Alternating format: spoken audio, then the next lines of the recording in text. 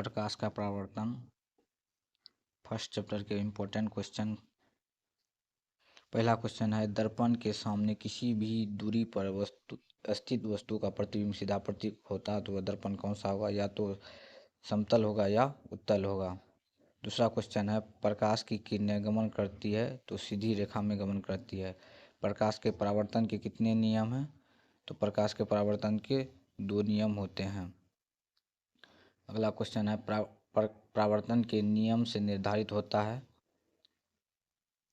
आपतन कोण बराबर परावर्तन कोण, अर्थात I बराबर R। प्रकाश तरंग का उदाहरण है तो प्रकाश में जो विद्युत चुंबकीय तरंग होता है। समतल दर्पण द्वारा बना प्रतिबिंब कैसा होता है? काल्पनिक। अगला क्वेश्चन है, एक अभिसारी किरण पुंज समतल दर्पण पर आपतित होती है तो परावर्तित पुंज होगा। तो इसका आंसर हो जाएगा अभिसारी। समतल दर्पण द्वारा बना प्रतिबिंब होता है काल्पनिक। किसी समतल दर्पण द्वारा आवर्धन होता है +1। समतल दर्पण की फोकस दूरी होती है अनंत।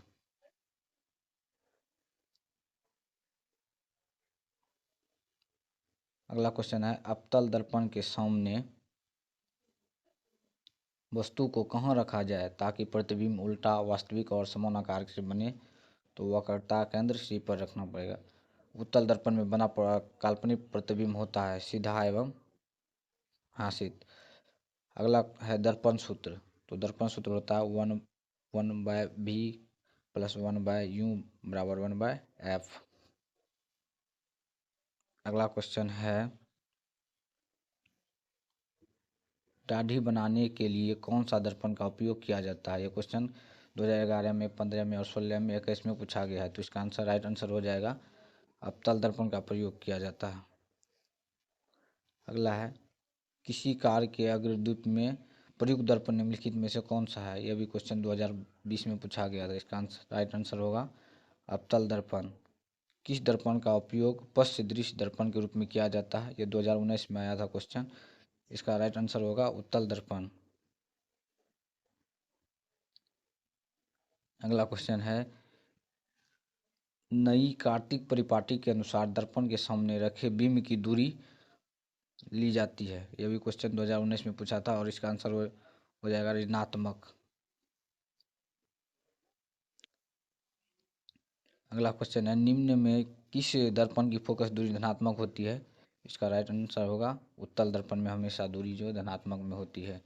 यदि किसी बिंब के प्रतिबिंब का आवर्धन ऋणात्मक हो तो उस बिंब की प्रकृति क्या होगी? वास्तविक और उल्टा।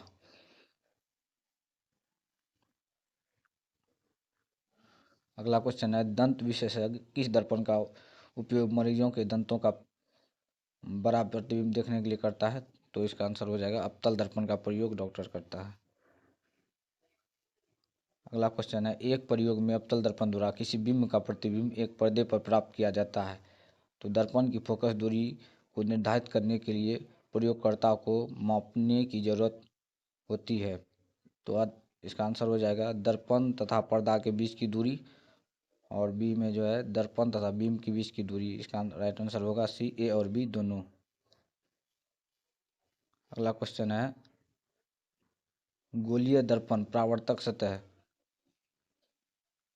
की वृत्ताकार सीमा का व्यास कहलाता है। तो कहलाता है यह गोलीय दर्पण का द्वारक। अगला क्वेश्चन है, निम्नलिखित में से कौन उत्तल दर्पण की फोकस दूरी है जिसकी त्रिज्या 32 सेमी है? तो इसका राइट आंसर हो जाएगा +16 सेंटीमीटर। हजामत के लिए किस दर्पण का उपयोग किया जाता है? अवतल दर्पण का उपयोग। ये 2017 में पूछा गया था। आगे है, काल्पनिक प्रतिबिंब होता है तो काल्पनिक प्रतिबिंब सीधा होता है। गोलीय दर्पण के फोकांतर या वक्रता त्रिज्या के बीच का संबंध होगा तो R = 2F। किसी बिंब का अवतल दर्पण द्वारा बना प्रतिबिंब आभासी, सीधा और बड़ा पाया गया तो वस्तु की स्थिति कहाँ होनी चाहिए? दर्पण के ध्रुव तथा मुख्य फोकस के बीच। अगला क्वेश्चन है, किसी दर्पण में दूर की वस्तु का प्रतिबिंब सदैव सीधा होता है, तो वह दर्पण होगा या तो समतल या तो उत्तल। अवतल दर्पण की फोकस दूरी होती है ऋणात्मक। किस दर्पण से हमेशा वस्तु से छोटा प्रतिबिंब बनता है, तो उत्तल दर्पण में। किसी दर्पण की फोकस दूरी चिन्हों की परिपाटी के अनुसार ऋणात्मक मानी जाती है, तो अवतल दर्पण। अगला क्वेश्चन है, अवतल दर्पण में आवर्धिक प्रतिबिंब बनाने के लिए वस्तु को कहाँ रखा जाता है, तो फोकस और ध्रुव के बीच रखा जाता है। अगला क्वेश्चन है, किसी गोलीय दर्पण की फोकस दूरी प्लस 20 सेंटीमीटर है, तो यह गोलीय दर्पण का प्रकार है उत्तल। अगर निम्नलिखित में से दर्पण सूत्र कौन होगा, इसका राइट आंसर होगा बी, 1/f बराबर 1/b प्लस 1/u।